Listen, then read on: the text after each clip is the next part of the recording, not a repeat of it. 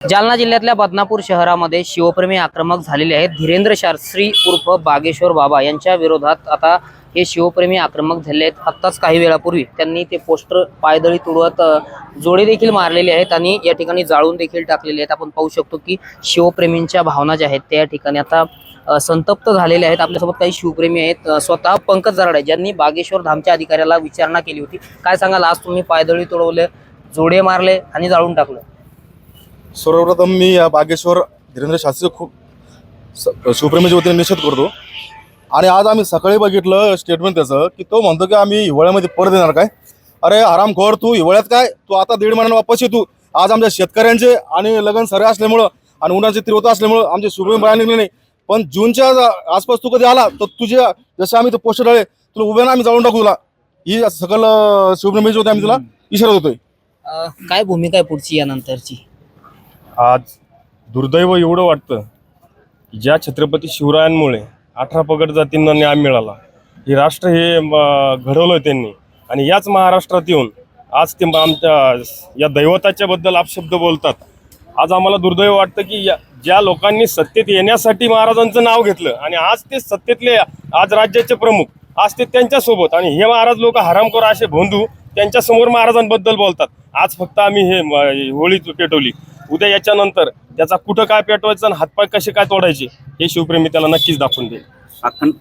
काय सांगाल तुम्ही या सगळ्या संदर्भामध्ये? बागेश्वर यांनी जे विधान केलेलं आहे त्या संदर्भात याला जबाबदार कोण आहे? याला जबाबदार तर प्रशासन आहे। पहिलं ज्या ठिकाणी ते वक्तव्य झालं त्या ठिकाणी मुख्यमंत्री होते, त्याच्यानंतर तिथं नितीन गडकरी होते, त्यांच्या समोर हे असे वाईट वक्तव्य, छत्रपती शिवाजी महाराजांचा इतिहास बदलवणारे वक्तव्य त्या ठिकाणी बागेश्वर करतो। त्यावेळेस हे का झोपले होते का? यावेळेस त्यांनी भूमिका घ्यायला पाहिजे होती, सांगायला पाहिजे होतं की या ठिकाणी हे जे वक्तव्य चुकीचं आहे, आमचा इतिहास आमच्याच महाराष्ट्रात येऊन आम्हाला शिकवता का, हे त्यावेळेस सांगायला पाहिजे होतं। पण हे मुख गिळून बसले, यांची बघ्याची भूमिका आहे आणि आजपर्यंत कुठेही त्यांच्यावर कारवाई झाली नाही। पुन्हा आणखी हजारोच्या संख्येने लोक त्यांच्या कार्यक्रमाला जायला लागले। अशा बागेश्वर बाबाचा महाराष्ट्रात कार्यक्रम याच्यानंतर होणार नाही। आणि दुसरी गोष्ट जर सांगायची झाली तर बागेश्वर बाबा जे काही अंगावरती भगवं वस्त्र घालतायत हे वस्त्र छत्रपती शिवाजी महाराजांमुळे आहे। नाही तर जर छत्रपती शिवाजी महाराज या ठिकाणी या महाराष्ट्राच्या मातीमध्ये जन्माला आले नसते तर आज या ठिकाणी काय झालं असतं? छत्रपती आज इथं सप्ते भागवत हे काही भागवताचार्य रामायणाचार्य दिसले। पुढची भूमिका काय? पुढची भूमिका एकच आहे की आता या ठिकाणी जे कोणी छत्रपती शिवरायांच्या विरुद्ध असे वक्तव्य करतील किंवा आता जे बागेश्वर बाबांनी केले, या बागेश्वर बाबाला आम्ही आमचा जो काही शिवप्रेमीचा इंगा आहे तो लवकरच दाखवणार आहे।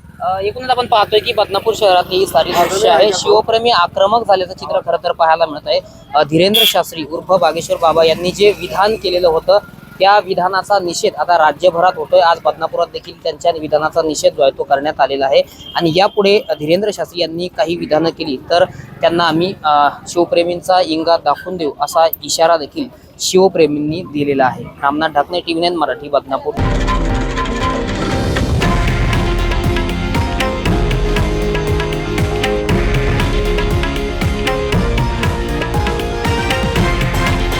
हे आहे देशातील नंबर 1 न्यूज नेटवर्क आणि आपण पाहत आहात TV9 मराठी, एकमेव।